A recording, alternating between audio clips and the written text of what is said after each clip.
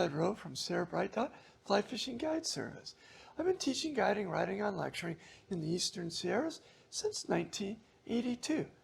Well, I keep talking about weather because with this year's snowpack, weather's impacting the snowpack, which is impacting the stream. I don't know if we can call it yet, but I think we're over trouble. Things are dropping. The lower Owens River, it's dropped down to 450 CFS, which actually means kind of go out there and start fishing. And I think you got to be careful on the banks, but for the most part, we can get out there. And because it has dropped, I'm going to go check it out one night this week and see how good the evening caddis hatch is.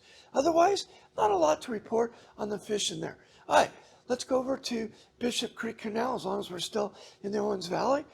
The water's high, it's a little off color, starting to clear a bit, which also shows things are clearing up. And we're using the same flies, beadhead, flashback, pheasant tails, stoners, olive quildagons. And guess what? Despite the conditions, in the middle of the day heat, fish are still feeding. I went out the other day, middle of the day, just to prove. Yeah, guess what? I caught 4 fish in 45 minutes, even though it was 100 degrees out.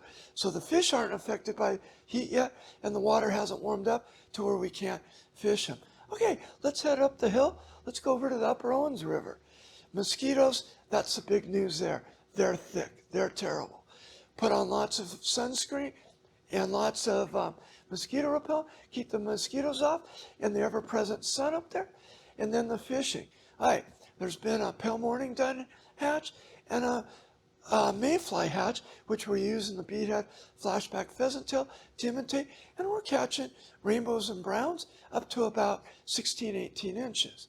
It's been fun, but you got to use a lot of weight to get down on the bottom where the fish are feeding. Okay, over to Hot Creek. It's gin clear, it's running high, it's running fast, but guess what?